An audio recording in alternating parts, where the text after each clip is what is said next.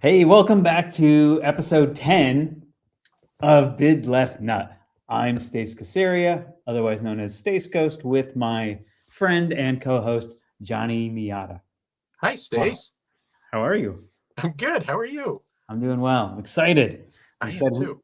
We have a good show. You know what we're going to talk about? You know, but let's just pretend you don't know. Do you know what we're going to talk about? I have no idea. What are we going to talk about? We are going to talk about sports cars as a genre of automobile, and specifically what they are, what they're not, where they came from, where they're going, what they're worth, what they're not worth. Do you like this idea? I love, I love sports cars. I am excited to talk about this and learn something and maybe share some knowledge. I don't know.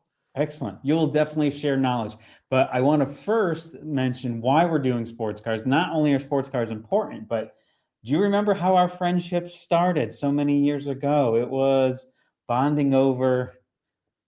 You and I both enjoyed sports cars at a time where most of the people that we knew liked muscle cars or really anything but sports cars. But you and I saw that coolness that was British roadsters, I guess, is probably the best way to say it, right? Absolutely, absolutely. So I had a shipbox Triumph. John had a shipbox MG. We were the kids in high school who drove the odd cars and listened to the Smiths. So that was That, us. that's a perfect explanation. Like, should be on my tombstone. Perfect. Right. So, I mean, we probably could have appreciated Iron Maiden, but we weren't necessarily listening to Iron Maiden. We appreciated Camaros. We weren't driving Camaros, but we knew people and appreciated people who were doing those things. But sports cars were what connected us. But so that's what we're going to talk about today. It'd be really great if we can just get, John, from you just a basic definition of what you think a sports car is, because I think we can all interpret it in a different way. But if I were to say to you, "Hey, your life depends on it," and Oh, this man with the gun is going to hurt you if you don't give us a definition of a sports car, what would you say? gosh, that seems very important, and I'd probably be sweating more than I already am. I guess what I would say is the traditional definition of a sports car, which is a two-seat convertible with the engine in the front and a manual transmission, lightweight, not a lot of creature comforts. That's historically what sports cars have been and have been to me. Um, I think in the modern age, we can probably broaden that. I suspect we're going to talk about that a little bit today, You're but right. I don't know. How's Bob with the gun? Is he happy with my Yeah, he's answer? okay. He's going to put the gun down for now. Okay. And that was an awful thing for me to say to you. But one other thing that I think is necessary for a sports car is the idea of finesse. The idea that the car is more concerned with going around corners than lighting up the tires. And there's nothing wrong with lighting up tires, because you and I both know that squealing tires are happy tires. Absolutely. But to me, in my mind, finesse is an absolute part of the definition of sports car. Before we jump into that, though, we're going to wind it way back to the Wayback Machine, and we're going to talk about where sports cars came from. And you can't think of cars existing without there having been sports cars. So from the moment somebody created a car, they said, "Hey, how can I make this thing faster? How can I make this thing more fun?" And cars existed a little bit before 1900, but this was one of the first cars that was built specifically as a quote race car, a car to have like some focus on performance or something other than just transportation. Do you know what this was called? The Renswire? Absolutely, it was. You know what that means in German? Uh, Race wire? The double. It's. I don't speak German either. Okay. But Uh, it's called. It means double racer. So oh, I'm guessing it's because it has two seats. And then we start to see the genesis of this idea of a car, not just made for transportation or to haul stuff. It's to take you and a companion somewhere and have a good time. Not to have a good time when you get there. You could, but to have a good time while you're getting there. the journey is part of the. Yeah, I get you. Yeah. One thing that I noticed on this picture, um, right off the bat, is the driver really has a commanding view and is really sending a message to the passenger. Yeah. You I'm in control. You just sit down there, Timmy. You're fine. Yeah. You just hold on. Hold on to your teeth. And do not, whatever you do, lower your left hand. That's funny. Right into the gear works. So this is about where sports cars start.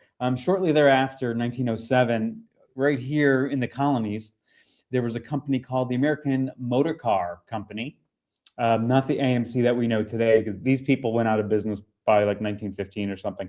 But they were the first car company to think of this idea of, oh wait, we have a frame, we have a box on top of the frame. Let's see if we can lower the car. And like you said, this car is pretty tall. And old cars were tall. I mean, they were coming from this idea of a carriage, right? So carriages were, I don't know, 120 feet tall. So this didn't seem odd to them. Yeah, I guess it's funny if we think about it for a moment. How the turns have tabled. We're right. kind of back to really tall vehicles, right? Low slung vehicles are definitely out of vogue right now, as everybody and their mother wants an SUV. Yeah, it's true. But the low slung car still looks really good to me. Yeah. Well, this was the first car that they actually built the body to drop below the frame rails. So the way cars are, well, before they were unibody or monocoque, cars, the body sort of sat a little bit below the frame, whereas this monstrosity, the car is the chassis is a box on top of the frame. Yep.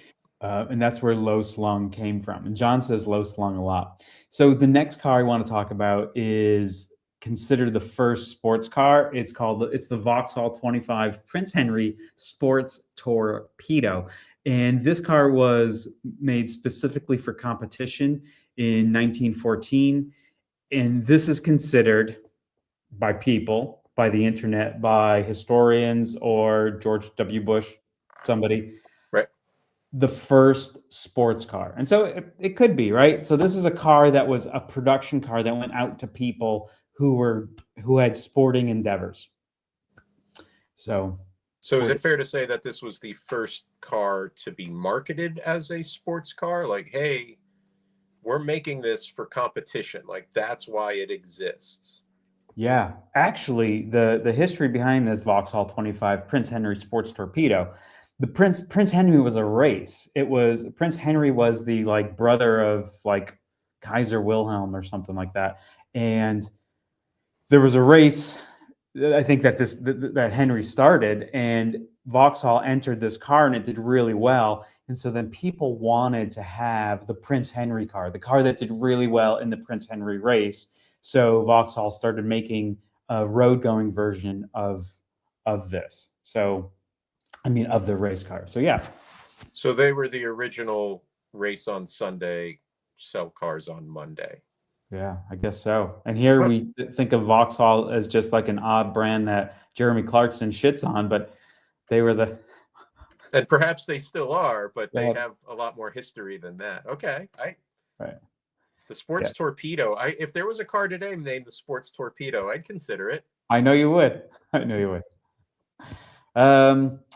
Here's a review of that car from somewhere in the 50s. Somebody said, "This car has truly amazing road holding. It is high and narrow, yet it passes through roundabouts almost as if there were none there," which incidentally is how most Americans navigate roundabouts, as if they weren't even there. So, but the interesting thing here, John, is that somebody didn't call out the prodigious power of this vehicle. They said, hey, it handles well. That's sports car to me. Yeah, I like that. Yeah, you'll go with it. Good. What's next here?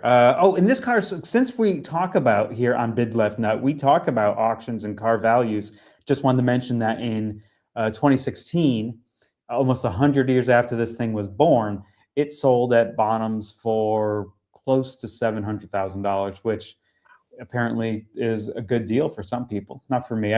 If I had that money, I would not buy this because I just don't like cars of this vintage. What about you? Well, yeah, we talk about, I know in previous episodes, we've talked about the population continuing to age and how nostalgia is different for every generation. So, you know, being a kid in the 70s and 80s, I tend to like that period of time. Yeah. So the problem here is the audience for 1914, they're super dead. And Mhm. so it's fascinating to me that somebody paid $675,000, and that's almost 10 years ago, for this car. Um, they're definitely into another time period, which I'm here for. I think that's amazing.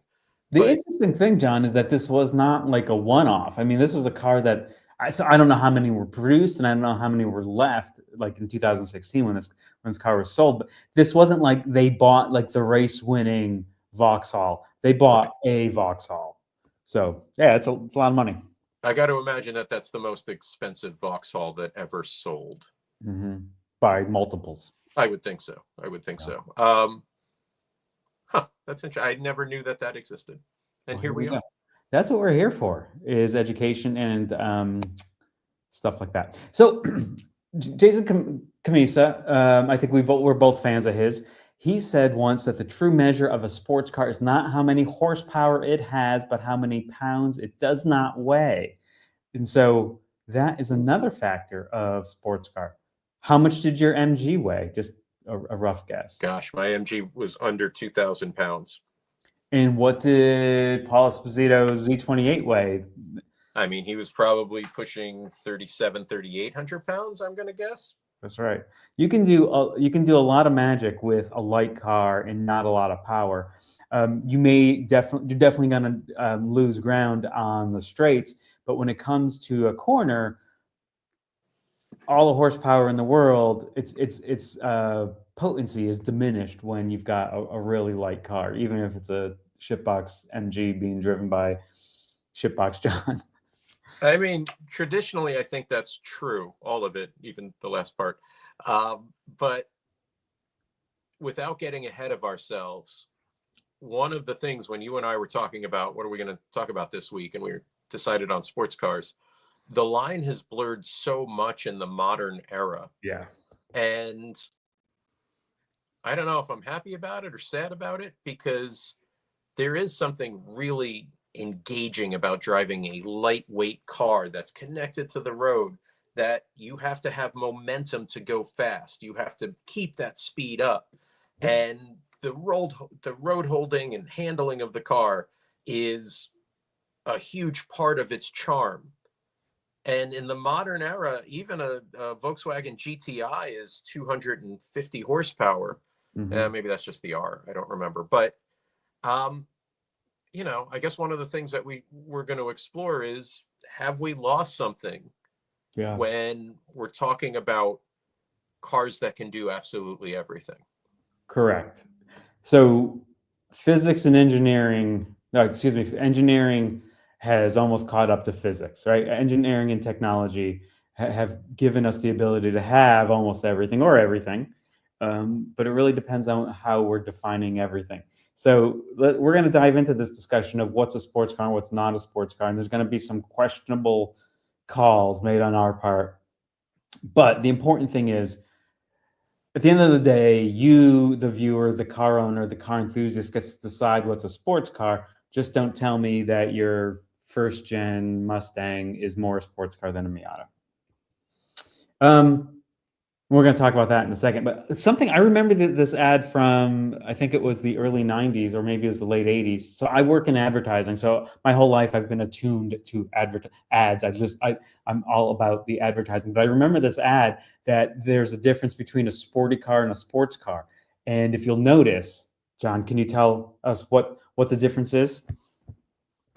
Well, I can tell you traditionally what the difference is, but the cones on the top in Right. this particular ad are all askew, Correct. whereas the cones in the bottom of the ad have not been touched. So obviously the handling, I think what this ad is trying to illustrate is a sports car will be the car at the bottom that doesn't touch the cones. A sporty Correct. car will knock cones, pedestrians, anything else if it's being driven spiritedly. Right. Another ad, it eats up the road but chews with its mouth closed. And this goes to finesse that we talked about earlier. It's not just about being a monster performer, but doing it without sweating. And I have a question for you, John. Yes, I'm ready. Hatchback or two-door? I was going to ask if I could tell a little story at this point. Please do. We're going to tell a little story. So I sold both of these cars new. I When? worked for a Nissan dealer. Holy cow, I'm big. No, no, I worked for a Nissan dealer in the early 90s. And so I remember the district manager showing up in the new body style 240SX, which was the second car, the second advertisement. And people were really underwhelmed. And they were underwhelmed because the engine in that car was a derivative of the Nissan hardbody that you used to own. I knew you were going to get there. It was a 4-cylinder, and it wasn't particularly fast, but it was a very modern car otherwise. It handled great, build quality was amazing. But I remember the district manager showing up to unveil the new 240 to us. Was his name Gary? Because I can imagine like a district manager at the Nissan dealership. His name Gary or something like that. It's funny you say that. The district manager was not named Gary. His name was Michael, but the sales manager was definitely named Gary at Mario Daddario Nissan. So there you go. Free plug to Mario Daddario, at least his dealer, which I think still exists. Anyway, you asked me what I prefer.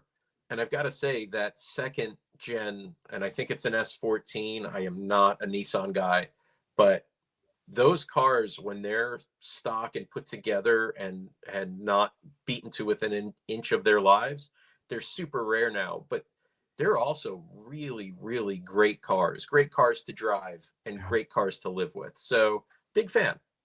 I would have to go with the second gen as opposed to the S13. Okay.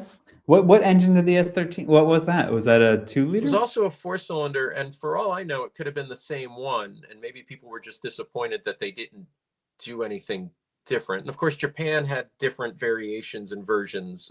Again, I'm not a drift guy. I appreciate the art form that drifting is, but it's definitely like sort of a blind spot in my education.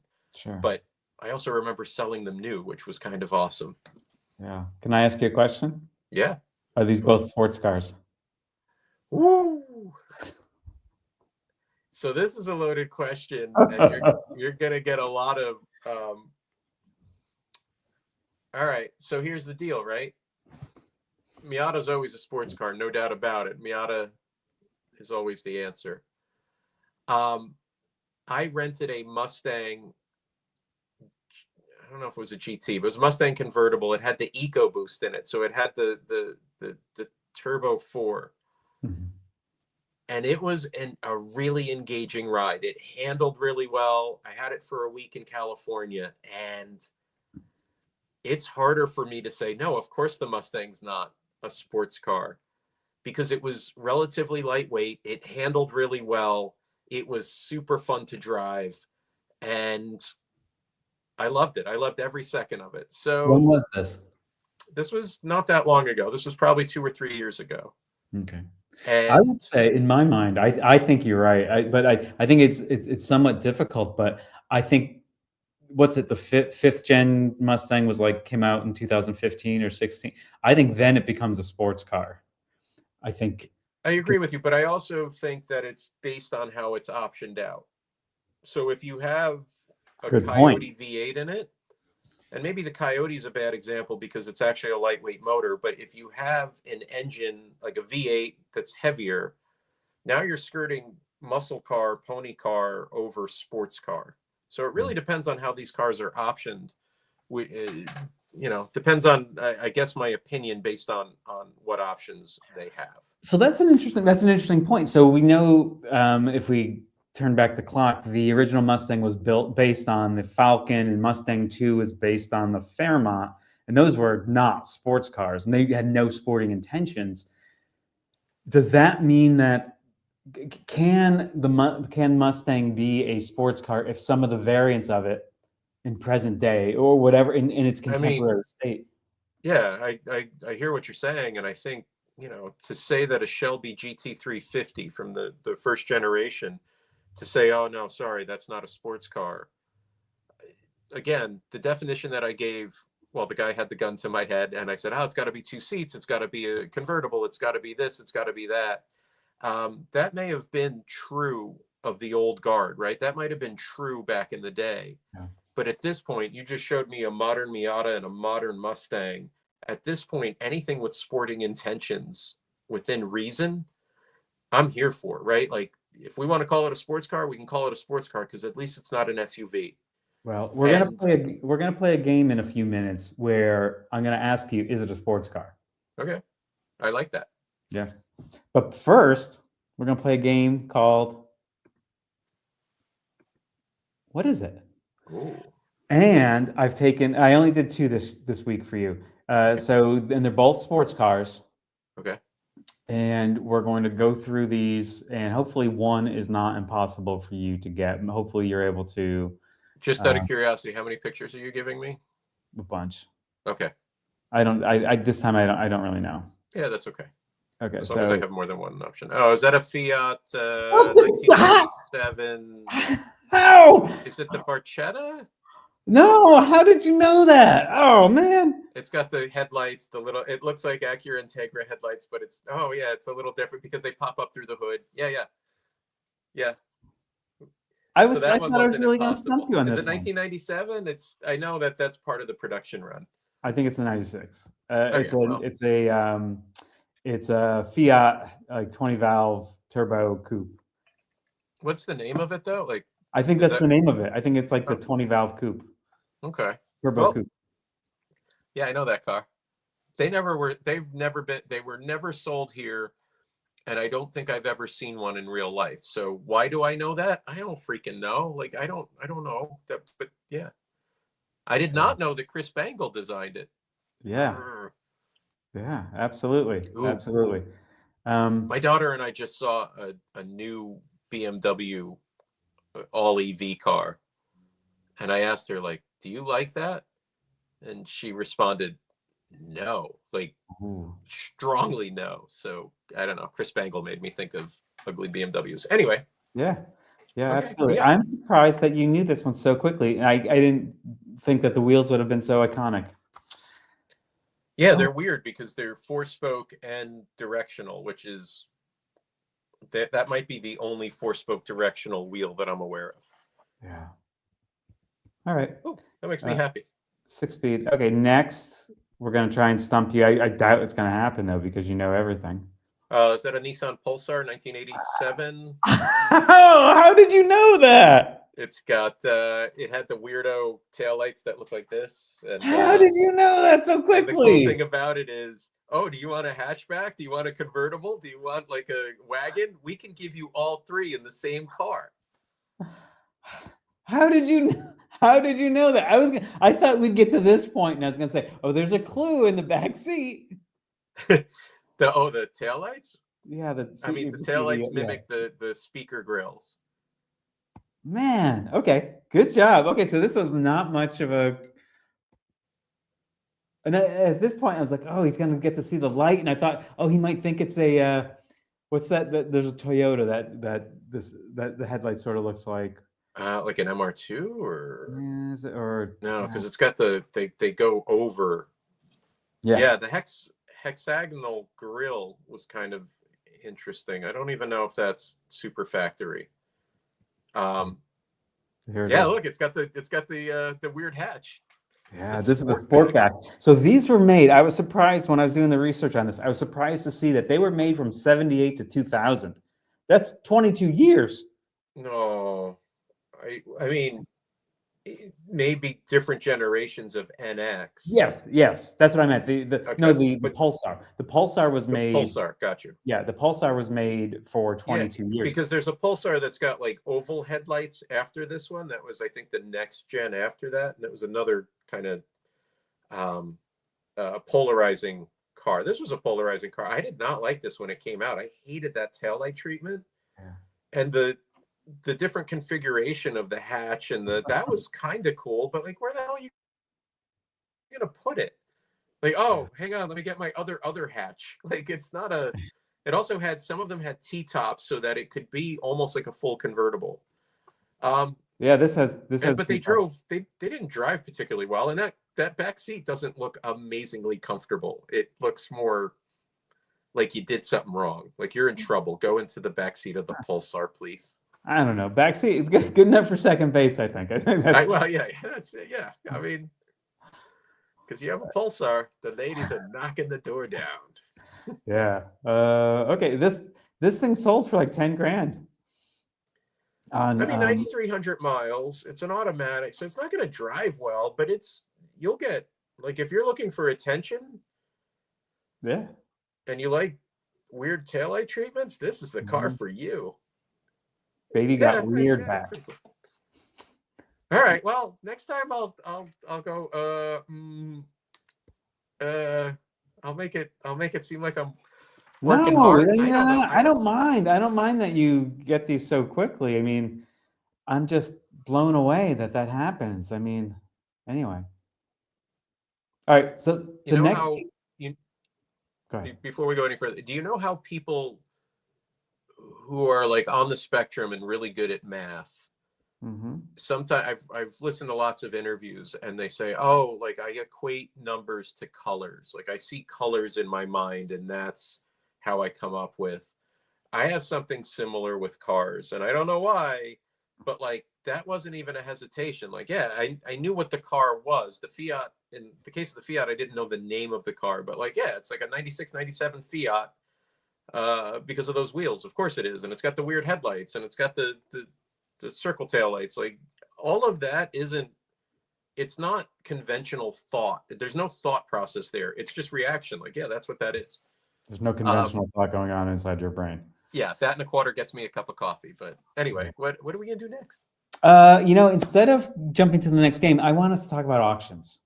Yes. So one of this week's challenges for us was to use the Bidfinite auction game platform to come up with two auctions. I did one and John did one, all based around sports cars. And so for the folks who don't know, Bidfinite is it's fantasy sports meets car auctions, and you come in, you can create auctions, and you can play against your friends. And John created an auction called "I'm on a Low Budget," and like the song. Yes, just like the song. And that was that? Wait, Jay Guile? No.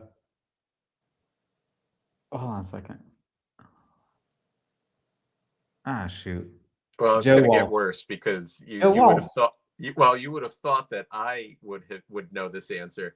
It's either Jay Giles or it's not George Thorogood. Anyway, I created an auction called "We Choose the Moon" and Leaded Gas. So I chose sports cars of the '60s. And John, what did you choose? I chose a mishmash of cars that I felt that wasn't the assignment. You were supposed to pick. Hang on. My mishmash of cars are cars that I feel are undervalued, but they're short money. Right? So you chose higher dollar cars, I believe, but certainly cars. Good cars. That's a solid lineup, I would say. And there's some big money on the board today. In stark contrast, I chose, for the type of enthusiast that I am, and I guess I'm either a cheapskate or I'm a low budget guy, but cars that are, I don't know, I feel like they're undervalued. Like, when was the last time you saw a Sonnet, or somebody was talking about a Sonnet? The last time I saw a Sonnet, I can't pinpoint the year, but I guarantee you it was rotting away under an oak tree in somebody's front yard. I have a friend who owns one, and it's like this Kermit green Sonnet, and it's barely running, but he drives it to car shows often. other than that one particular anecdote of a person who owns one, I haven't seen one in like a decade. They're I don't know that they're not out there. I know they didn't make a ton of them. Tell us about sonnets. So sonnets are cool. This is a Sonnet 3, and that indicates that there were 2 others. And indeed there were. There was a prototype, and then there was the Sonnet 1, which I believe looks slightly different than this one. It had exposed headlights in the front. But this is the Sonnet 3, and so this is the 3rd iteration of this car. Super lightweight. One of the weird things about it is it has a V4. And anytime I hear somebody say a V4, usually it's indication that they have no idea what they're talking about when it comes to cars. But this is genuinely a V4 configuration, 2 cylinders on one side and 2 on the other. It's made by Ford. How many strokes does it have? Is it 4-stroke or 2-stroke? No, it's a 4-stroke. Yeah, it's a conventional oil in one place, gas in the other. Thank you. It's I find these to be very attractive cars. I do believe the body is made of fiberglass. Somebody will correct me if I'm wrong. So it's extremely lightweight. And it's weird. It's definitely Scandinavian weird. Like that interior is incredible to me. It is groovy, man. It is super groovy. It's like where a Finnish porn star would live. Yeah. I mean, finished in the middle, whatever. It is a really cool interior, full gauges, but it's a 2-seater. It is not a convertible, so that my old guard definition of sports cars doesn't really apply. But I don't think anybody would argue that this is a sports car. This definitely is. But I mean, if you go back to that picture 2 pictures ago, the rear hatch, the window, look at the strut configuration and the fact that it's just a piece of glass that goes on top. There's no frame around the glass.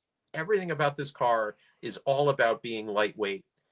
And I think somewhere I wrote recently that it's just like riding a motorcycle, but it has less safety features. You're not really concerned about crash worthiness if you're in this car. And I'm here for it, man. I think it's so cool, so weird, so bizarre. And I'm curious to see what it's going to close at, because I think this auction closes Monday. Okay. I have not bid on it yet. I don't know what I'm going to bid on this car. We got 4 days to go. Fantasy bid. You're not really going to bid on this car. You're going to play the game and do a fantasy bid. That's certainly what I'm telling my wife. But also, yeah, that's true. I am just sort of shadow bidding, but I'm genuinely curious. What is the car going to sell at? Tell us about this S2000. So the S2000, in stark contrast to the Sonnet, is a modern car. And if my 4-car event is all about cars that are undervalued, somebody's going to say, hey, wait a minute, S2000s aren't undervalued. Like, that's a car that people know, that they spend on. But when you're looking at a car that isn't like a 10,000 mile barn find, this particular car's got 72,000 miles on it. In my mind, this is the golden age of Honda, right? It's got a high revving 4-cylinder. It's got the sweetest transmission money can buy. Very snick, feels really good. So the fact that it's going to sell for a lot is probably true, but I still think it's super undervalued. We're never going to see another car like this from Honda again. We say that all the time about lots of cars, don't we? We do, but I just can't see, with safety and emissions. All right, so if Honda comes out with another sports car, terrific. I would love that. But it's probably going to be a hybrid, or it's going to be all EV. I can't see it being a naturally aspirated, high revving 4-cylinder. I think those days are over. And maybe I'll be proven wrong, but this car has something that other cars do not have. What's that? The decoder ring? It's a normally aspirated, high revving 4-cylinder with a great transmission. The driving experience is amazing. There's a focus on lightness. All of those things are great, and I'm sure manufacturers would love to continue to make them.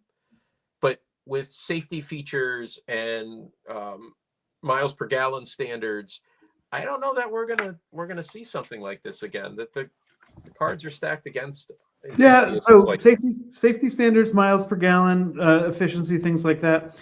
I think also there's just such a change in what we'll put up with as a society. I mean, me, you, and everybody watching, we're car enthusiasts, so we'll put up with a lot. I think generally, though, I think the standard of livability is very different from 10 years ago, or certainly 20 years ago. yeah, people. I mean, the proliferation of SUVs and look, it would be really easy for somebody in my position to be like, SUVs are terrible, and I will Mhm. say that sometimes. But I also drive an SUV every day, a couple of them, because it fits my family.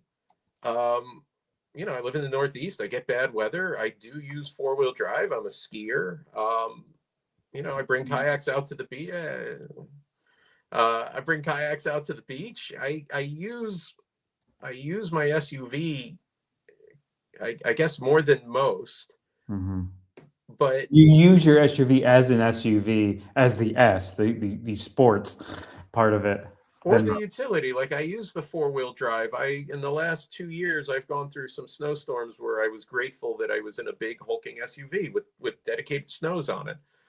Because I put myself in that position where we were coming home from skiing and it's crazy, it's a bad storm.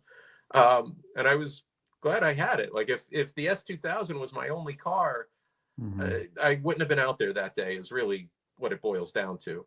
Yeah, I have to say, these are some fantastic details. I love. I don't know why, but I just love like old school.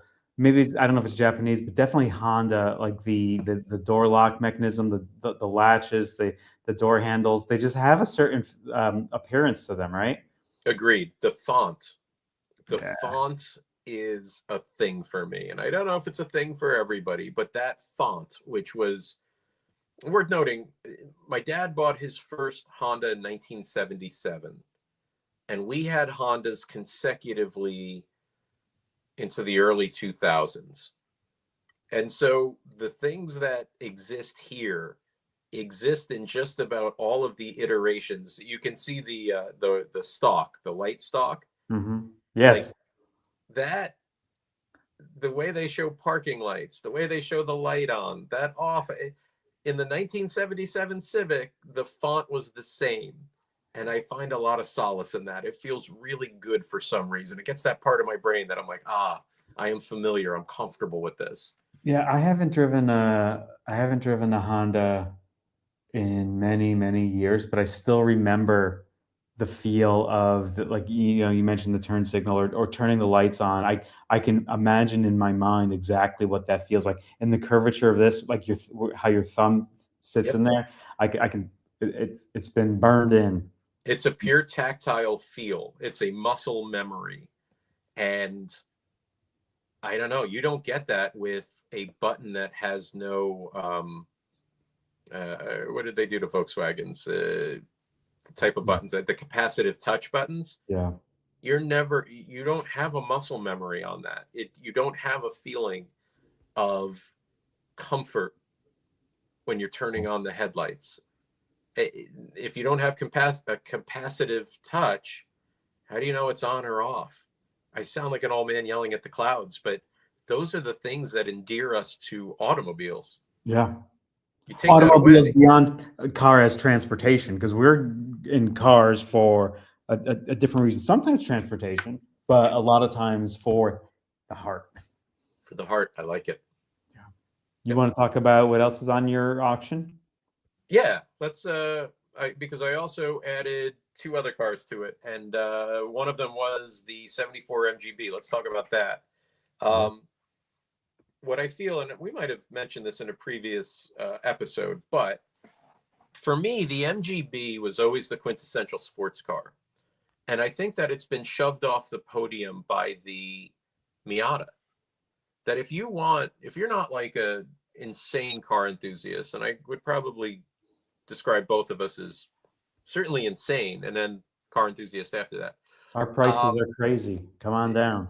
yeah, but if you're like a passive car enthusiast and you just want a fun car, it used to be the MGB. That would be the car that you would get. It's not going to be the fastest car, but it's fun and it feels good. And sometimes it runs, sometimes it doesn't.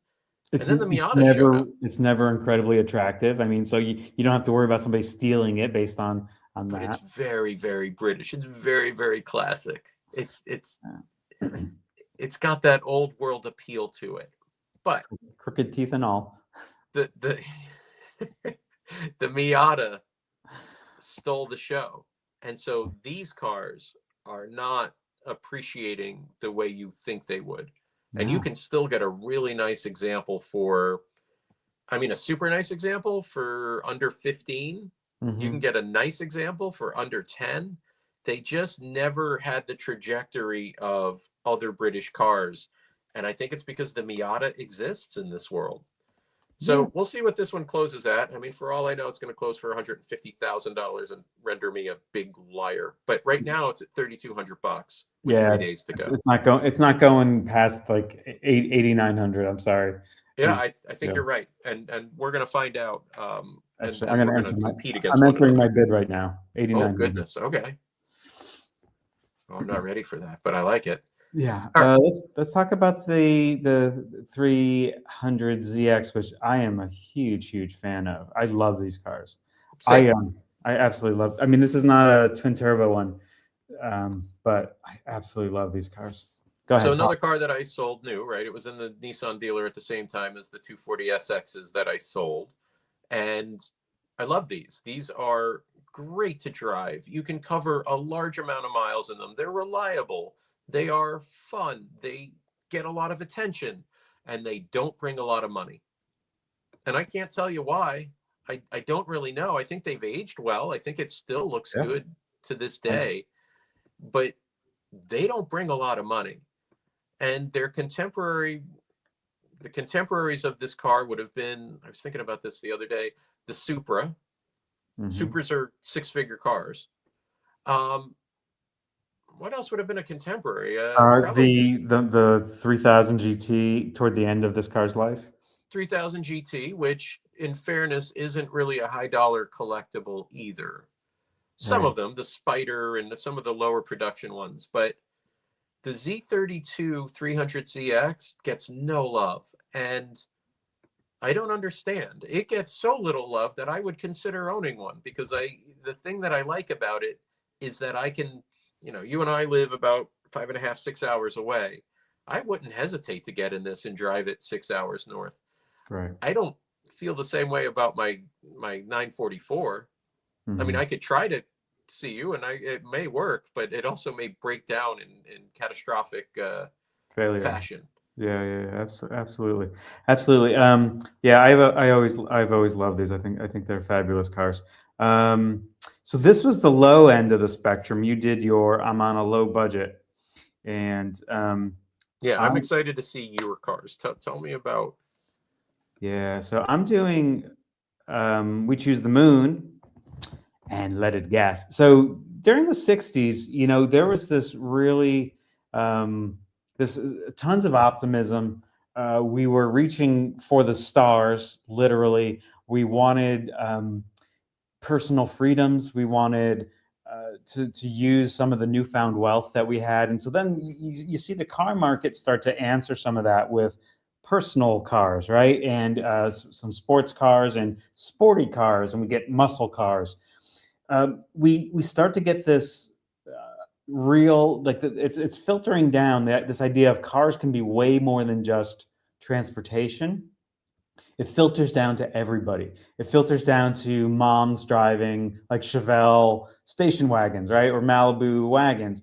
I mean, even though we're not calling those sports cars, but my point is that we all start to understand like we can have more than just transportation. We can have something that's a lot of fun. And what I chose for these my 4 cars for the auction are cars that I think represent the 60s in really different ways. I mean, so we've got the hometown hero, we've got the Chevy Corvette, and I would say first generation of Vet, I would not call it a sports car. Okay. Okay. I'm going to say second generation, the C2 becomes a sports car. It has independent rear suspension. It has something really advanced called a transverse leaf spring. No, anyway, no, this car starts to handle better than just the Corvette. The original Corvette was gorgeous, and I think when it showed up, it was going to be so popular just because it was a departure from everything else that existed at the time. The shape of the body, like what they did with fiberglass, probably wasn't possible in production techniques with sheet metal. So I mean, it looks like something like it looks like a work of art. And I agree. I think the first gen Vet is a gorgeous car. I think this is honestly, I think this might be a better looking car, but this is certainly begins to approximate sports car. Still, the emphasis here is on burning rubber. But Yes. yeah, go ahead. Well, agreed. You're now getting into the horsepower of traditional American performance Rawr. that you didn't have in the 1954 Corvette, right? Or 50, 53, 54, the first gen. Yeah. So you're getting a closer vehicle to what Americans are looking for in the C2. So yeah, and otherwise I 100% agree with everything you're saying. It's this is a bet. Oh goodness. My proctologist is pointing. In my line of work, I really need more than this. Yeah. Okay. So this is one of the cars that I chose for my auction. Another car that I chose was a 190 SL, which is this one here. Now, cars exist in context of the place, the people, the economies, social unrest, or happiness. This car captures where Germany was in the late 50s and early 60s, country coming out of war, having done some very bad things. But Mercedes as a company always had these sporting intentions, made really fast cars, the Silver Arrows, way ahead of their time. We understand that. This car to me is archetype sports car. It's not super fast. It's not going to win any races. It's a comfortable car that, compared to everything else in Mercedes lineup, was more sports oriented. Now, I would ask you, John, does this fit your definition of sports car if we think about creature comforts? I think that it's more comfort oriented than sports oriented for its time. For its time. I also have a. But let me ask you. I'm glad you picked this car. First off, I'm very glad you picked this car because I've always had a hard time with the 190 SL, and here's why. It looks like its bigger brother, the 300 SL, and the 300 SL has been, $1 million car for, I don't know, 20 years now, right? It's an insane amount of money and incredible race success. It was so far ahead of the curve. And so they decided, well, let's capitalize upon that success. They were also very expensive. 300 SLs were crazy expensive when they were new. So as a result, they built the 190 SL, which looked like 90% of a 300 SL, but it had the 50% of the performance or 40% of the performance. It's not particularly fast. No. It handles all right, but its emphasis isn't necessarily on handling. But it's a 4-cylinder. It's a car that you would drive and enjoy. But I don't know how it doesn't have a ridiculous amount of sporting intentions. Let me ask you though. We talked about context before. Yep. You talked about comfort. Could Mercedes have made? Let me find a photo. Could Mercedes have made a car in 1961 that didn't feel like this on the inside? Could they have gone with less comfort? I don't know if they could have, and it still have been a Mercedes. So, because I grappled with that too. I grappled with the idea of comfort. Does it belong on the list? I also said, well, does it handle well? I had to say to myself, compared to other Mercedes, it handles better, I guess. Yeah, I think that's a good point. So when you talk about the SL, right? And you talk about this car, and then you talk about the car that came after it. And the Pagoda Roof SL definitely took the Sport Light moniker, the SL, and it is a little more basic than the 190. And they did increase the engine size, right? Put in an inline six in it. And arguably it handles better than the 190. So they did kind of capitalize upon what they started with. If you take the relationship between the 300 and the 190 out of the equation, going from 190 to 230 is a big departure. It is a much more performance focused vehicle, the Pagoda Roof. Tell me more. Tell me more. No, you just muted me. Okay, so you make some very valid points. I'm going to ask you that, because if you're did I just kill your puppy? I didn't mean to. Like I like the 190. No, because I have a feeling you're gonna like this one as a sports car even less. So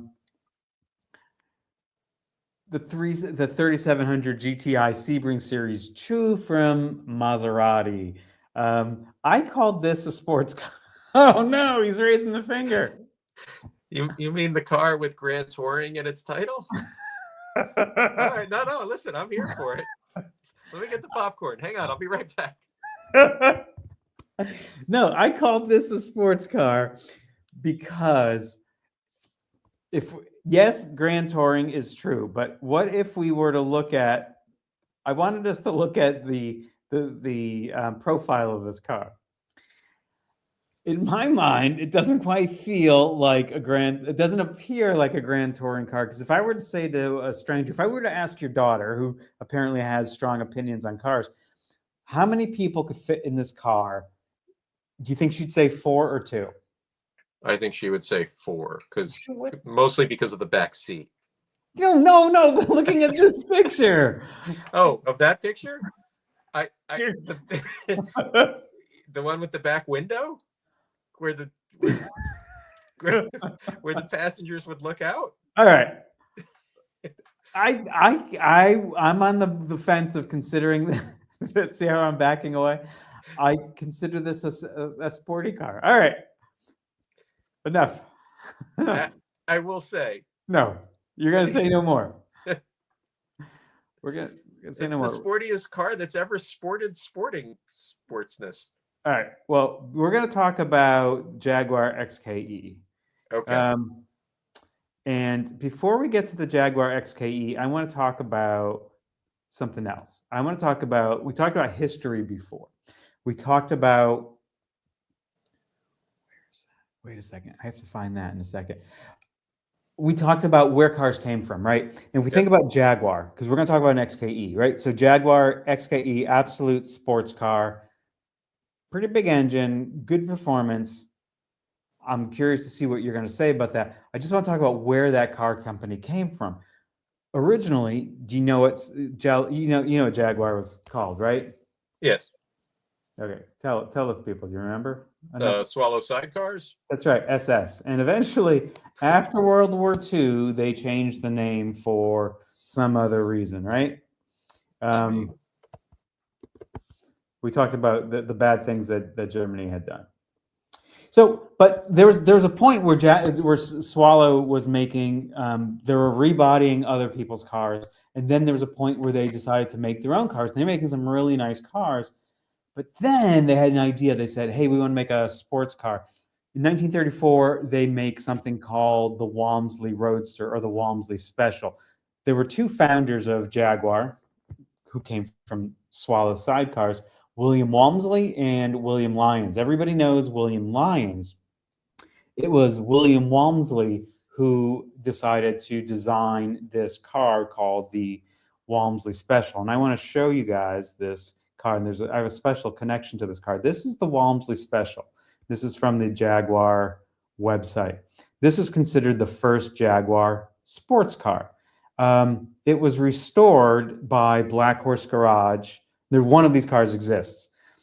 This is restored by Black Horse Garage, and I did the research because I worked at Black Horse on this car to find out what the body looked like, because the car was not 100% complete when it came to us.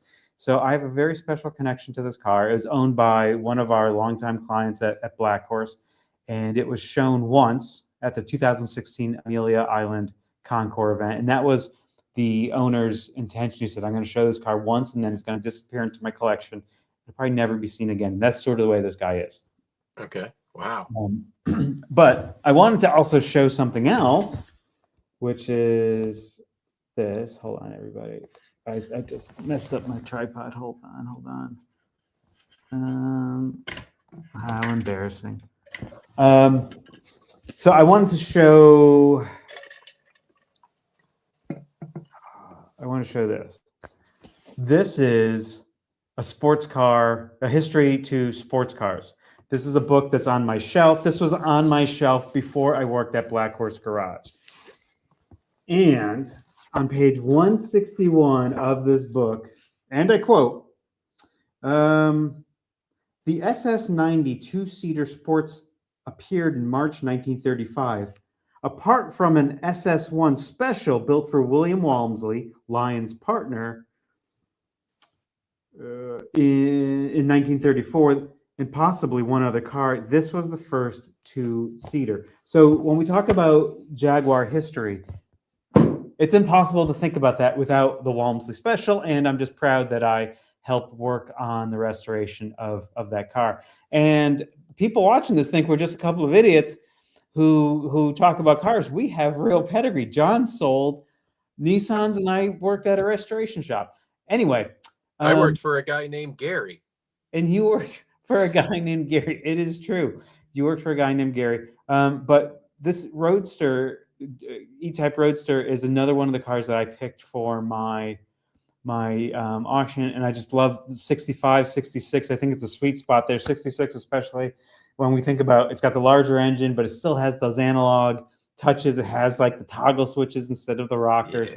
So I just think it's a wonderful car. Skipping ahead now in our show, we're going to play a game called, what is it? No, we played that. Is it a sports car? You ready to play? I'm ready. Let's go. All right. So we're going to get this all set up. We're going to throw this up on screen. It's called, Is It a Sports Car? You ready to play, John? I'm ready, man. Let's go. All right. So you know how this works, right? I'm going to show you a picture in rapid fire. Just take like 2 or 3 seconds to give me your opinion. Is it a sports car? And I'll tell you mine. Okay. 3, 2, 1. Here we go. Is it the Tiburon? Is it a sports car? No. It's front wheel drive. It is a 4-seater. It is based on another pedestrian Hyundai. It's a sporty car, but it's a sporty car. I agree. Yeah. Thumbs down. Okay. How about the original Viper? Sports car? Yeah, it's a sports car. It's a convertible. It's got a big engine, which is not necessarily sports car, but yeah, this is definitely a sports car, right? No creature comforts from the Neanderthal age. Love it. Sports car. Absolutely. Thumbs up. WRX. Sports car? Ooh. Certainly a performance car, no doubt about it, but it's all-wheel drive, and it's a turbo motor, and it's a sedan body. Look, in the modern age, I'm going to call it a sports car because there's such slim pickings that I'm going to call it a sports car. Hot take. Yeah. I'm gonna say it's not a sports car, even though every kid with a flat brim hat swilling Red Bull would be angry with me. Not a sports car. Performance car. Definitely a performance car. This beast. Ooh, yeah. No, it's a muscle car. No, but it's not a sports car. Not a sports car. How about this one? Fulvia, Lancia Fulvia. Sports car. Even though it's more of a rally-based car. Yeah. I'm still going to say sports car. I love that design. Oh, Yeah. God. The older I get, the better that looks. I don't know why. Yeah. And hey, this also had a V4 and it was front wheel drive. And it handled, this was like, I think the first front wheel drive car that handled, like people, you couldn't tell that it was a front wheel drive car. Okay. Yeah. Lancia Fulvia. Ah. Triumph TR6? Sports car all day long. Sports I know it's got car a all day 6-cylinder, long. but yeah, total sports car. Yeah. Hairy chested sports car. XLR? Now, if this was a picture of a C5, I would say sports car, but it's not. It's not. These have not aged well. I don't get any warm and fuzzy from this. I get cold and bald. I don't know. I don't like. Turn it off. Okay. First gen. Wow. You know, it's funny when we were having a conversation about talking about sports cars this week. It was on the tip of my tongue several times, and I just sort of let it be because I don't know. I mean, it's a 2-seater, and it is sporty for the time, right? But it came with a V8, and it's got a Continental kit. So,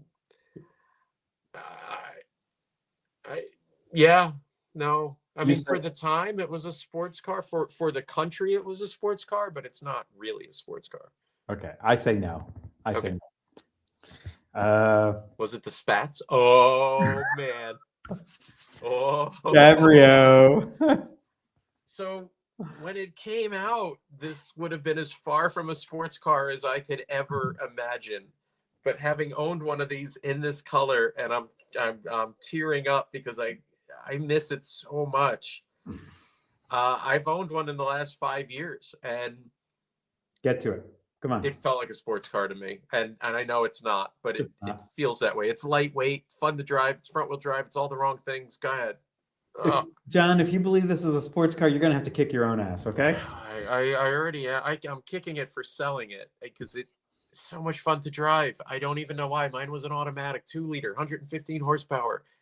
None of the things. Like the guy in the little box right there, he'll tell you. GTR. I mean, here we go, right? We're in the modern era. This is a hard game. Yeah. Yeah, but I don't know. It's so electronic and it's so... yeah, it's a sports car. Yeah, it's a sports car. It's got enough pedigree that I'm gonna let it into the sports car club. I agree, and I was going back and forth on this because it doesn't meet the sniff test for a lot of the criteria for sports car, but the nimbleness of this car, even though it's gargantuan, and even though it does a lot of its handling magic by technology, right, rather than pieces of metal that are formed in the correct fashion, I say it's a sports car. Yeah. 512M. Well, now I picked an ugly one. You did. It is a shame because the original Testarossa, like not the original, but the original of the side slat body style, 1984, brutalist but attractive. And I can't say the same for this. The add-ons did not help. It's laughable how ugly this is. It's not a pretty car, but it is a sports car. It's a Ferrari. It's 2 seats. It's... What else would it be? It's not a Grand Tourer. Like, you don't want to spend a lot of time in it. No. I call this a Grand Tourer. Okay. I don't think you'd feel comfortable hustling this thing around tight roads. I don't think you would. I don't think you're obviously not comfortable in a parking garage with this thing. Right. I think you're comfortable on the open road. And you say you wouldn't want to spend time in this. I mean, yeah. Well, I certainly don't want to spend time outside of it looking at it. So, okay, we'll move on. We went from the 512 to a 550. Is this a sports car or is this a Grand Tourer? Let me just say, I think these are beautiful. I like them, and they might be a little sterile, but that doesn't bother me at all. I think it's restrained, not sterile. It's more of a Grand Tourer. Like, honestly, this is where I'd like to spend my time. That interior is so much nicer than the 512, but in my opinion, It's not a sports car though. It's a Grand Tourer. It's a GT Same. car. I agree. I just want to go back to this for a second, and I'm going to give you a choice of um, 4 items, and I want you to tell me which was the worst decision: the wheels, Wheels the are bad. headlights, the NACA ducts, or the headlight, the grill opening in combination with the headlights. The NACA duct is the least of my concerns here. The wheels are super offensive. The headlights are shared with the Maserati something. It probably isn't, but it feels like it. I think the incongruent grill is probably the most. Let's put an oval grill in a rectangular place. What do you think that's a good idea? Hey, I think that's a great idea. Like, no, so bad, Yeah, I don't know. so offensive. This And seems like the not car. only my my accent as well as that grill, they're both super offensive. Yeah. Just not great. Collectively, this looks like it was done on a design team's last week of work. They're like, all right, fuck it. This is it. We're giving up. Here it is. Yeah, so bad. Okay. We went 512, 550. How about 560? I mean, it's not a sports car. It's too heavy, too big for the time frame, right? The time period. This was always a big, fat, heavy car. We talked about the pagoda roof after the 190, and this is the car that came after the pagoda roof. It's the R107. As an aside, or as a quick note, chrome fender flares make me angry, and I'm angry right now. So angry at that. But take that out of the equation for a second. They can come off. This isn't, they handle like a big bodied Mercedes. They don't handle like a sports car. So it's a Grand Tourer, and it's fine for what it is, but it's not a sports car. Yeah. Okay. I was going to ask you because I've seen so many of these cars with the chrome arch flares. Excuse me, art. Do they come for free in the trunk when you buy these cars, and you just have to put them on? No, they were just super popular. They're add-ons, and So they awful. weren't just limited to the R107s. Like back in the day, all German cars, like this was in vogue for a while, and I can't understand it. Like, why that doesn't look good. No. But in my opinion, maybe somebody loved it. Yeah. Sports car? Oh God. I mean, I what am I looking? I mean, I know what I'm looking at, but like, no, it's definitely not a sports car. But the Marlboro livery is almost as offensive as the T-tops and the fact that it's a pickup truck. Yeah. Well, this was, I think there were a handful of these, right? Cyclones that got the Marlboro package. The big red pack of reds over here. The wheels are bad. Yeah. Yuck. Okay. Anything else?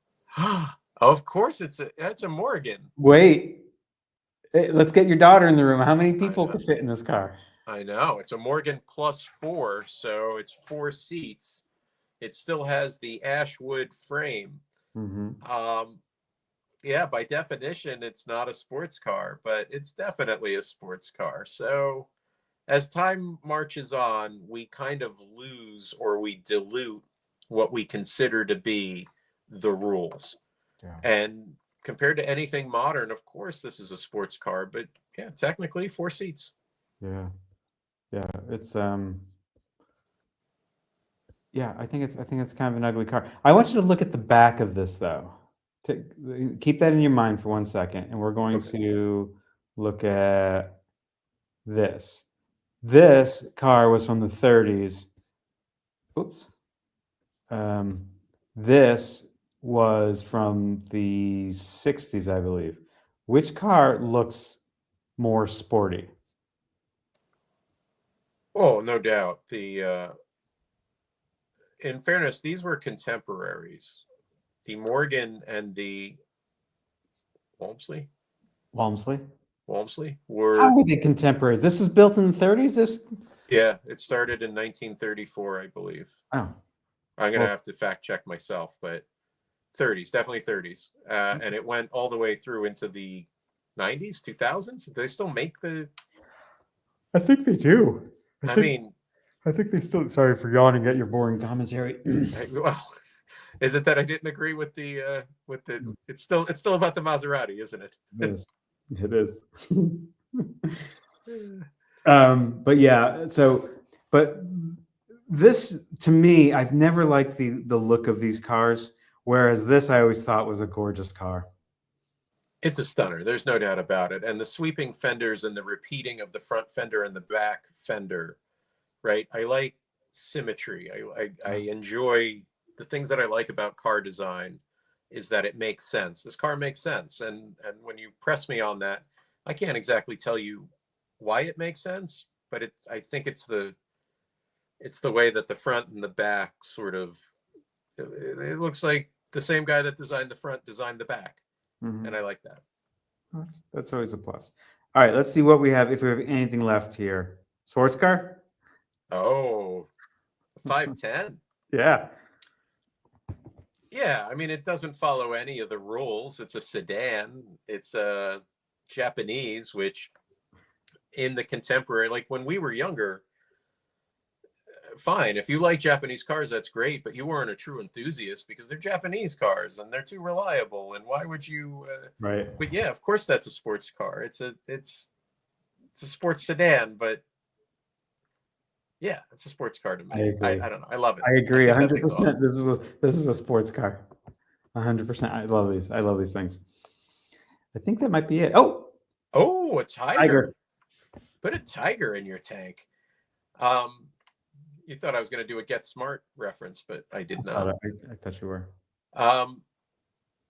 Yeah, I mean, it's a V8, right? The Sunbeam Alpine would have been a definite sports car. Well, this with the V8. Hold that thought, John, because we'll debate something in that realm in a second. But yeah, keep going. Okay, so even though it's got a V8, of course I'm going to consider it a sports car. Those Eagle STs are bringing back memories. Yeah. Yeah, it's a sports car. I am going to disagree with you here because having driven one of these in the past, I did not get sports car vibe. I got like muscle car vibe, and I don't know if it had a limited slip differential, but going around corners and punching it was oversteer versus like understeer is okay, but oversteer, this thing had more power than I think the chassis enjoyed. It could just be the example I was driving, but I don't call it. They put a big engine in a small British car, and that's likely to happen when you do that. Who else did that? There's a little company, starts with an A, ends with a C. Yeah. Is this a sports car? I mean, yeah, but no. But yeah. I don't know. Is it a muscle car? It's not a muscle car either. Like you're not showing up to the Burger King parking lot in 1990 in this with all the other muscle cars. Yeah. The thing is, for me, it doesn't have finesse, whereas this has finesse. Definitely has finesse. Yeah. You can also see where we started and where we ended, right? Like, I like them both, to be fair, but I like the first one. But I mean, I like the second one. I like that one better. Yeah. A good friend, car collector who passed away a few years ago, had a wonderful collection of cars, but he had a Shelby Cobra, but he had the 289, and I thought that was it was just a gorgeous car, and he always parked it next to. He had a Ferrari 330, so it was like the Ford versus Ferrari in his garage. He always thought that was clever. Yeah, 289 all day long. If you're buying a Cobra, I think that's it. Boom. What's left to talk about sports car wise? We were going to each make a prediction about a sports car that we thought might increase in value. We were going to pick one. Did you pick one? I mean, yeah, I can always pick one. Okay. Let's do yours first. You tell me yours, and then I'll tell you mine. Okay. I'll do that.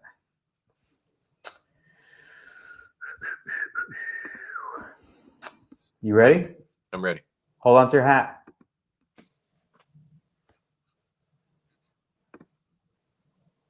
Wow, really? Yeah. Tell me about it. Okay, so 72 Dino. I consider this a sports car. The engine is in the middle. I know that violates one of our rules of sports car. I think it's a gorgeous car. I think its emphasis is on handling versus power, although it was quick. It was an angry little car. And I call this a sports car because, like we said, cars exist in context of their time, the company who made them, and people and stuff like that. So Ferrari makes this thing, doesn't claim ownership of it. They put the Dino badge on it. That's fine. I don't. That doesn't detract anything. But I think what Ferrari was saying was we have very powerful cars that are for a certain mentality. Remember, this was sold at the time. The other things you could buy from the Ferrari dealership were a Daytona, 365, GTB4, GTC4, I should say. You could also buy that 365, like the four-seat car. I think this was their sports car in the early 70s. The Daytona, I think, is a Grand Tourer, a badass Grand Tourer. Um, it's borderline. It's more sports car than Grand Tourer. I take that back. But I think this was more sports car than even the Daytona. Yeah, I agree with that. I'm just interested in terms of its current value and where you see it going. All right. This is car values are irrational. Yeah. I think this actually had a color change. I think this one might have been red originally. But these were in the past 20 years not inexpensive. I mean, if we go back 20 years from now, I bet they were like right around $200,000. So they were expensive cars then. They're around 350 to 400 now. Maybe I think I've even seen some in the fives. I think possible, certainly. I don't see these stopping. I don't see the value of these like going anywhere but further up, and I think it's irrational. I think these are good cars, but I don't think they're the best car. I would certainly give one of my nuts, or maybe both nuts for this car. I love that it's a T top, or excuse me, target top. Oh, what did I just say? But they used to send them to ASC to have the top. No, they did not. American Sunroof Corporation. Yeah. They did not do that. They didn't do that. Only Ford did that. Do you think it's going to be $1 million car? Yeah, I think soon. I think they're certainly going to be $750,000 in 3 years. Okay. I just see these cars as having gotten the nod, and so by that I mean, there's certain cars like you said. Why does the 300ZX not command massive money when the Supra of the same generation does? It's because the Supra got the nod, and so like now we all believe that the Supra is the better car, the more desirable car, and they are wonderful cars. I'm not trying to detract from it. I'm just talking about perception.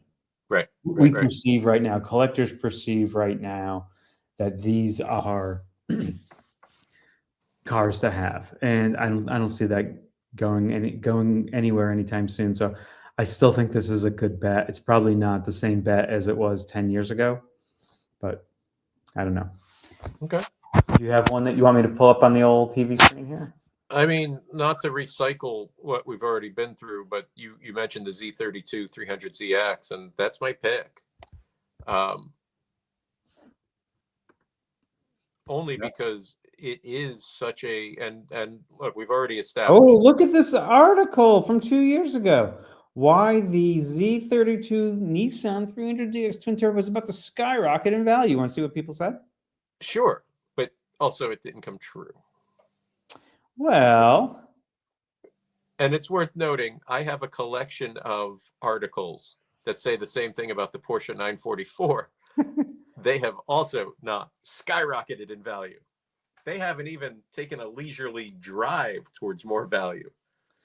Do you think, John Marcus, Yeah.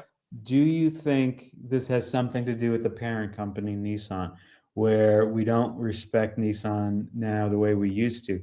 Now you think of Nissan as some dude in an Altima who cut you off. I mean, like, Nissan Yeah. isn't what it was, right?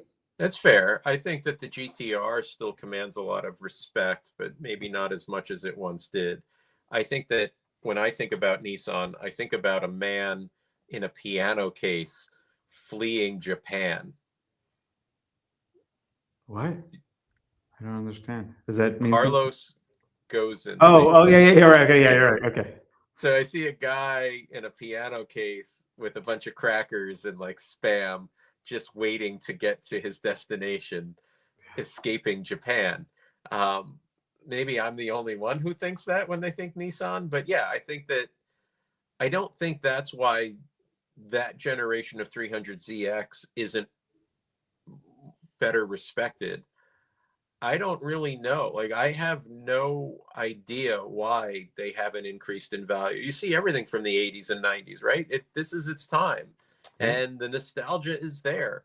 And plenty of kids our age wanted Nissan 300ZXs. They were cool cars. And nobody seems to want one now. I mean, within reason, but nobody seems to want it. And I've driven a million of them. They're great. So I don't get it, but I think I've talked myself into buying one. Like, I think I should get one because John, there's so many usable, they're cars. great. There's so many cars. I'm sorry you got your commentary again. But if we had a big garage and a big pile of money, we could go make such a great collection of cars. Oh, I totally agree. Subscribe to our channel and send $1. To Happy Dude. Send $1 to Happy Dudes. Yeah. So how'd we do? Did we define sports cars this week? I think we did. I think we challenged each other a tiny bit. You challenged me a little bit on my my two picks. The which one was it? The obviously Maserati, the Grand Tour. The Maserati, and what was the other one? The that was yours. I'm sorry, and the 190 SL. The 190, yeah, I mean, fair. And, by definition, though, the 190 fits the bill. So, I don't know. I guess if I was to have this conversation again, or if we were to explore this, I think you also have to split it between time frame, right? From 1965 on and 1965 before, or 70, whatever the time is. Because I'm still not sure I understand what a modern sports car is. And it's not an M3. It's not an M3. It's not an M3. Is it an M2? Maybe. Yeah. But that's is it a manual transmission? No, because no. No, you can get a manual in an M2. We're not going to debate that. But yes, right. I understand what you're saying. The definition changes as we move through time. Plenty of sports cars or performance vehicles that don't offer traditional sports car things. And